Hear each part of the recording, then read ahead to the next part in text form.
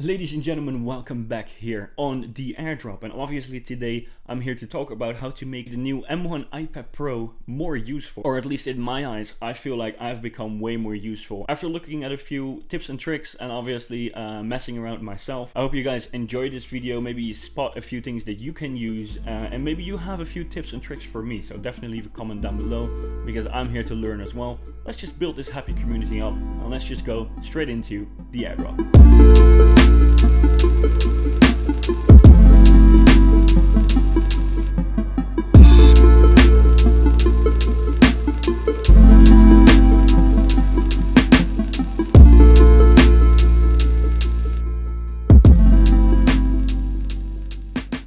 So today obviously I have my M1 iPad Pro right here.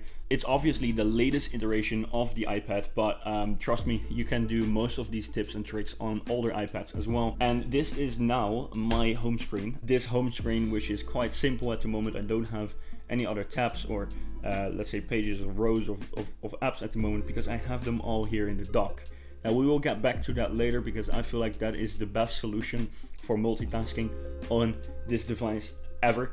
So first I want to go over a few things that are new in this iteration of the iPad. Now, for example, one that is exclusive to this iPad is obviously the new function of center stage. Center stage is something that is so incredibly cool and it's meant to just follow my face around, right? So for example, if I'm in the kitchen and I'm still in a Zoom meeting or in a FaceTime meeting or any other app that is using that API, I can just walk around in the kitchen, still do my thing, and the camera will follow me as far as he possibly can. And there are probably more to come. I'm not saying that Zoom and FaceTime will be the only ones, but for now, at least the apps that I've tested, these are the ones that actually use the API at the moment. Now, another thing is obviously you can render footage faster if you are in iMovie, if you use iMovie a lot.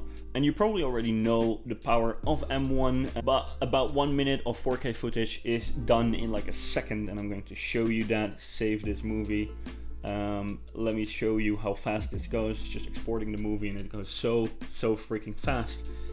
This is stuff that you probably won't be able to do with older iPad. The main argument for me to upgrade to this iPad is obviously the potential of M1 and the screen. The screen is something, it's so incredibly bright that I like to use a more like dark background at the moment. Now obviously you have this new port which is USB-C, and you can just use whatever you have in USB-C and Thunderbolt. Of course, it has Thunderbolt functionality, which is the thing that's new with the M1. You can just use it and go like a computer to your files, which is something that I can do right here. Now I'm in files and I go to my external SSD, and this is just an external SSD that we use for as well as the Mac as copying files over to other Macs. And whenever you have iMovie release, you have Game Capture, Mac, extra content, CurseForge, Blizzard. There's loads of stuff that we are keeping around, loads of projects that haven't been released yet, but that doesn't mean that I can't just do anything right here with, for example, if I want to look back at our archive about Epic versus Apple when they launched their lawsuit, I can just go here. So I can have this video right here. This is apparently CNBC talking about Epic suing Apple. Let's say I want to create another video of that, about that. I just go to here, click on iMovie, create a new movie, and I have the video content that I want to talk about. It's 5 minutes, I cut it up, I record myself talking about it if I want to, right? This is you guys, hello. You can do so many things here on this iPad. It's literally a new computer. It's literally everything that you need inside a tablet. Let's get into the tips and tricks now that we know a couple of things that, well, are exclusive to this iPad.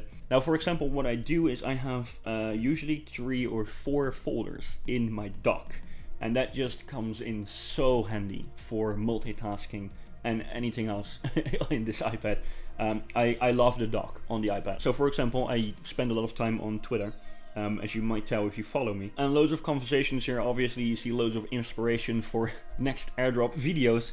And what I usually do is just swipe up like this and go to, for example, let's say pages.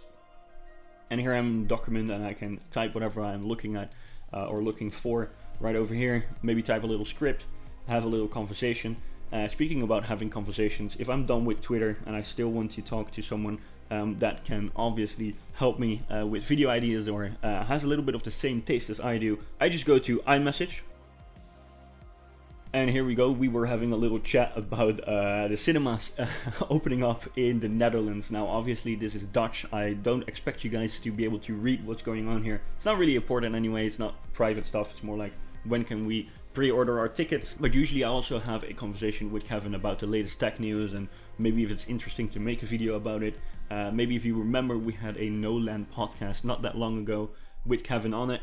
He's definitely an interesting guy, and I really hope we can pick that podcast up a little bit in the future. But anyways, we're going off topic here. Obviously this dock is saving me such a huge load of headaches. I can just swipe up like this, go to another app. For example, if I'm done with my video idea, I have my script, I did look on Twitter, I did converse with Kevin to see if it at all is interesting. I just go into Canva, start creating my design for whatever, let's say thumbnail. I have a few presets here that I can use, obviously for the gaming channel as well, which is quite dead at the moment. Anyways, now there are a lot of people that are complaining to me about when they swipe up to see the dock, they swipe everything away, right? And the trick is, I'm serious, is to just hold. You shouldn't do it too fast. So just keep it, hold it a little bit, and you're done. Obviously, it's the same thing with multitasking. If you want to, just swipe this away, go back to Twitter, go back to my script, whatever, right? But multitasking is such an important thing. And I feel like in this way, for me at least, it's the best way of doing this whatsoever. I would suggest though, like apart from all this, obviously, I would suggest people to actually use the Magic Keyboard. This is stuff that I feel like is so important because it really transforms the iPad into an actual PC replacement. I wouldn't say it's a Mac replacement because there are a lot of things that I prefer on the Mac, but if I have to choose between a PC, like a Windows computer, and the iPad, I would know straight away what I would pick. But this is such a huge advantage to have a keyboard and a trackpad. It just changes the way you scroll through footage. I'm not sure if you guys can still see this, so I'm gonna tilt it up a little bit right here. But you can scroll through footage so fast, and this is, I'm not sure if this is 1080p, yeah, this is 1080p, but it scrolls as fast as it can through 4K footage as well. This is 1080p footage, so it's not the best comparison here. But I mean, look at how smooth all this goes, and if you have multiple lines of 4K footage, it does it like tremendously as well. Now I do want to show you a few gestures that are very important, especially if you have the Magic Keyboard, but also if you don't. You can, for example, just go home by cropping everything up like a little piece of paper, right? You're done with it, you're throwing it into the trash. You can also just say like, I want to search on the iPad, and then you say this, please. All the notifications. I'm such a popular guy, ladies and gentlemen, I'm sorry. If you want to search on the iPad, for example, you're like, oh, I was in iMovie, and with that really quick gesture you can just go and explore more about a project that you're working on. And right here I have Siri website suggestions, I have in my mail, I have a Google alert for news, and apparently there is Siri knowledge, which is coming from Wikipedia. I have my own little notes that I was talking about it apparently in February of this year. So it just searches the entire iPad, but it also searches outside of the iPad. It's something that's so convenient, and it saves you a lot of time from going to Google. I mean, it's the same thing, it's the same results. I feel like this is coming from Google as well, the Siri suggested websites. I wouldn't imagine it coming from anything else. You can say show more. iMore is actually a website that I really like. It's really recommendable for everyone that wants to learn more about Apple. Now, obviously, you have so many gestures. I'm not going to come close to covering them all, but I feel like these are such important gestures that you definitely want to keep them in mind. Now, let's say you are already in an app like Safari. You just pinch to zoom out like this, and you have your other tabs right there ready for you to use. If you have an Apple Pencil, it's so much easier for example, to take a screenshot like this. So you go from the bottom corner back up sideways, and here you have your screenshot, and you can manipulate it as much as you want. Obviously, I can make it seem like iMore made a little typo right here, and then I have to go to white. I'm saying they made a little typo and they forgot the S and then I'm going to go to Twitter and obviously complain about it to iMore. So obviously it's not meant to be used that way. Hopefully you're not going to use it that way, but it's just going to show how easy it is to just say, I want to take a screenshot, I want to highlight something. So I'm just gonna say Apple responds right here, and I'm gonna save this and send it to my friend Kevin.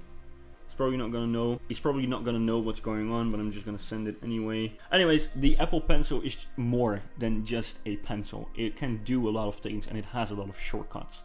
Now, obviously this video is going to be quite long if I go over all the shortcuts with this Apple Pencil, but there are a few things that I do want to show you because it's so important, at least if you ask me. So let's go to notes, and I want to write something down, right? So for example, for making this video, let's say my mic is broken and I need some new lights, I can write down right now, right here, that I need more mics. But you go like this, I'm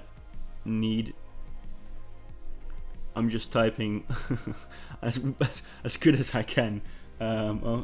So this is also pretty cool, right? Because now I made a little typo here. I don't know what number that is. That's not a number. It's probably a sign from Harry Potter or whatever. You can double tap on the Apple Pencil, and you can move between the pencil function to obviously the eraser. Now you double tap and you can see it switch, right?